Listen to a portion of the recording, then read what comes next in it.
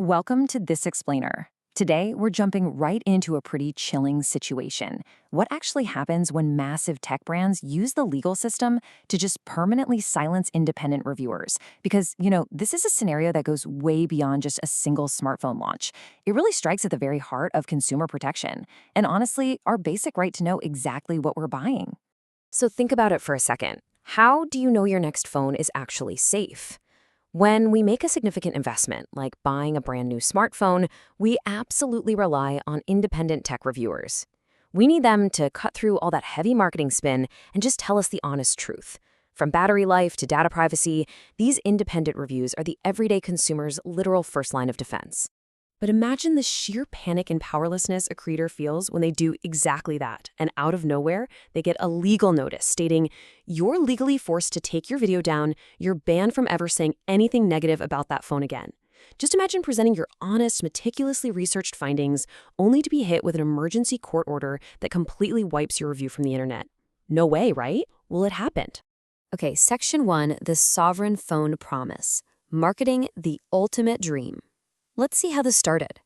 So there's this new brand called AI Plus, and when they entered the massive Indian smartphone market, this was their big pitch. Led by an industry veteran CEO, they launched this heavily nationalistic campaign. They were promising India's first fully sovereign smartphone, expertly engineered and built right in India.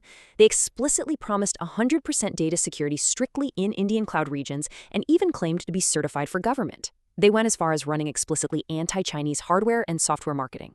Basically, it was the ultimate dream for buyers who wanted absolute data safety. But here's where things get really interesting. There is a very, very stark contrast between that perfect consumer dream they marketed and the reality that was uncovered when independent reviewers actually looked beneath the surface. And it's this massive gap that triggered the whole legal controversy we're unpacking today. Which brings us to Section 2. Reviewers uncover the truth. Looking under the hood. Let's walk through exactly how this investigation went down. Honest, independent creators like Gyan Therapy, TechWiser, and TechBar did exactly what we need them to do. They investigated those claims. Step 1, they unboxed the phones and immediately discovered hidden, uninstallable foreign apps like Phone Clone and Mobile Butler. Step 2, they started digging into the privacy policies of those apps and actually traced them directly back to a Shenzhen-based original design manufacturer named Sprocom. And finally, Step 3, they uncovered hidden ad-filled bloatware games. And remember, this was despite the CEO explicitly and publicly claiming the phones were totally bloatware-free. So instead of a fully sovereign device, these guys systematically uncovered direct links to a low-tier foreign manufacturer. And man, the investigation only deepened from there. Reviewers demonstrated that AI Plus's highly anticipated Nova flip phone appeared to just be a rebranded ZTE device. I'm talking identical processors, identical apps, and even explicit ZTE identifiers left right in the software, like in the Compass app and the fingerprint services. This completely contradicted the foundational promises made to the consumer about an expertly engineered, fully sovereign product. So what happens next? Section 3, the legal gag order. Weaponizing the courts. Normally, you'd expect a multi-million-dollar company to address these massive discrepancies publicly, right? To reassure their customers. But AI Plus chose a dramatically different path. Look at how incredibly fast this played out. Day 0, AI Plus proudly launches their new smartphones. Just 5 days later, critical, fact-based reviews from independent creators go live. And then, boom, at the 14-day mark, an emergency court order forces those videos completely off the internet. Within just 2 weeks, vital consumer warnings were legally scrubbed from existence. To pull this off, the company used something called an ex parte injunction. Now, this is a legal order granted by a judge based on the arguments of only one side. It is typically reserved for severe, life-threatening emergencies, like domestic violence. So the crucial point here is that an ex parte injunction is a drastically severe maneuver meant for physical safety emergencies.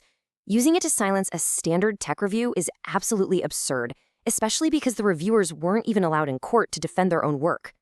That takes us to Section 4, exploiting the legal system, how to dodge a defense.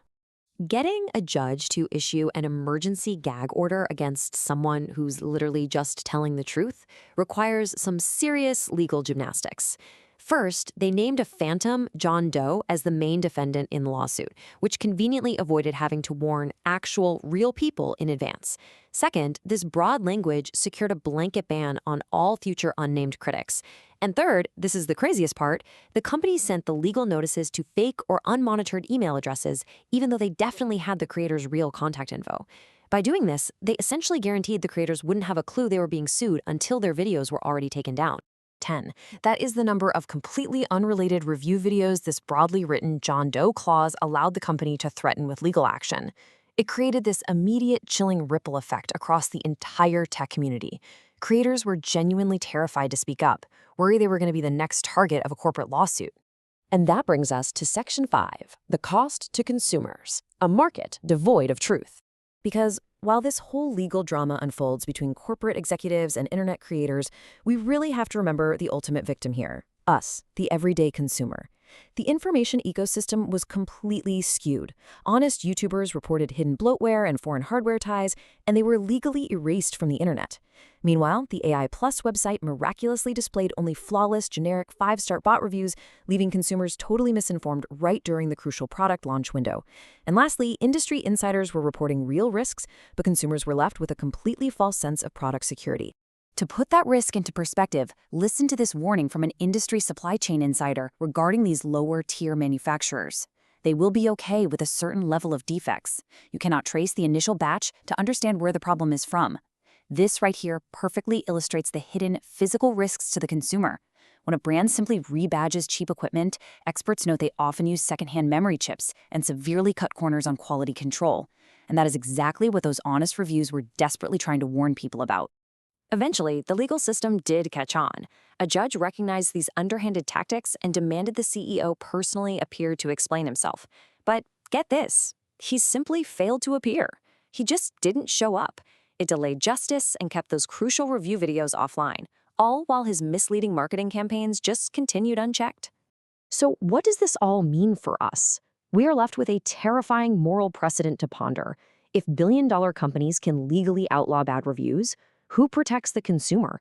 If corporations can just seamlessly use their wealth to legally erase the truth, you, the consumer, are left completely blind and defenseless in the market. It's a real wake-up call. Thanks for joining me for this explainer. Stay curious, and as always, demand the truth.